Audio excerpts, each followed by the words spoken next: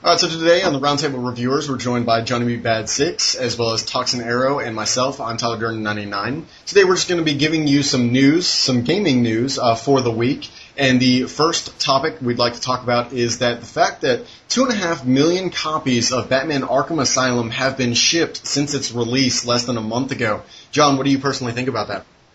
Well, it's actually kind of surprising because I didn't think the Batman, even though a great game it was going to go that far to go double platinum. It's just amazing how much that game's actually sold, and it's actually pretty cool because they've released 2 new maps and challenges for free on the Xbox and PS3, and I think they're releasing a little later on the PC. But I'm just really surprised that it's sold that much, and it's really great. Kudos to them. Yeah, especially for a developer who was kind of unknown before this game released, and for them to come and make such a big grand presence and sell so many copies, really great job for those developers. Also, in other news, Blur, which was a racing game that was going to kind of mix Twisted Metal alongside, I guess, the Call of Duty series is what they claimed. It was originally being developed by the Project Gotham Racing people. Anyways, it's been pushed back to 2010. It was originally slated to be released this November. I personally am a huge fan of the Project Gotham Racing series. Sad to see it being pushed back, but then again, also glad since this holiday lineup is so extremely filled with AAA titles, and I want to see them get the sales that they deserve. So I'll be looking forward to that to 2010.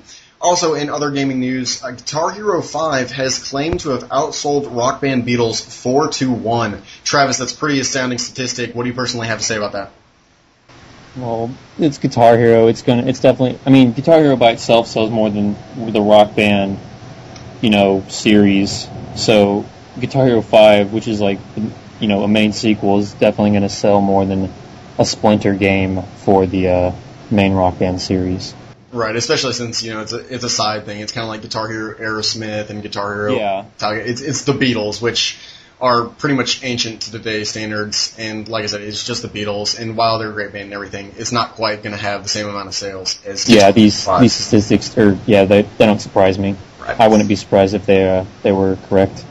So also, 360, Microsoft, and as well as Infinity Ward and Call of Duty have announced that they are going to have a specific console, the Modern Warfare 2 console, being released alongside Modern Warfare 2. John, thoughts and opinions?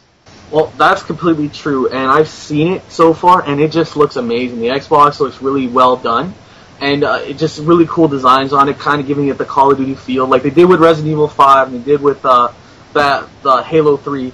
And the thing I like about this is the bundle package. It's kind of going for the same price that Elite was, and Elite Xbox was about a year ago, and it's going for about $3.99, I believe. And what you get with it is 2 controllers, a 250 gig hard drive. For those people who like to download games to your hard drive, this is especially the best thing for you guys, because I know a lot of people are limited to 20 gig and they're kind of pissed off about that.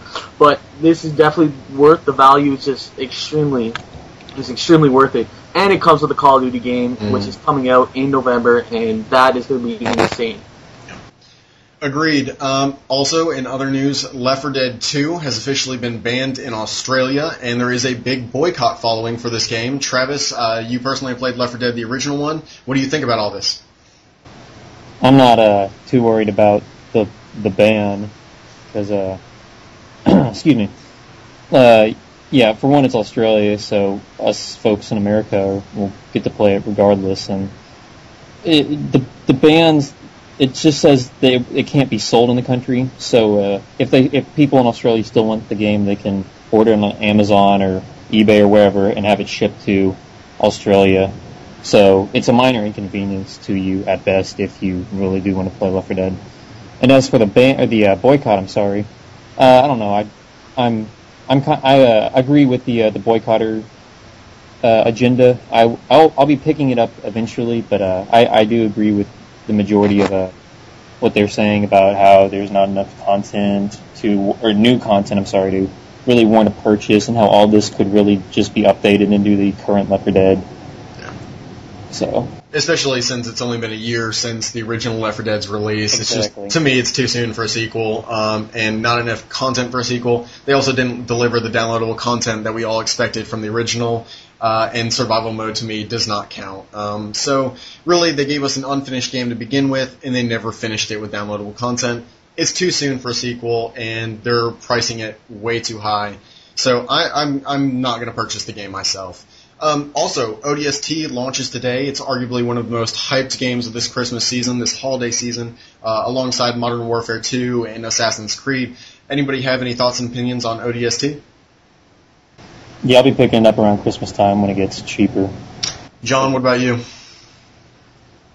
I'm not the hugest Halo fan, but I am going to be renting this game. I'm not going to purchase it first because they're kind of changing the whole concept from Halo 3 to this, and it's kind of cool that you get the new maps for it.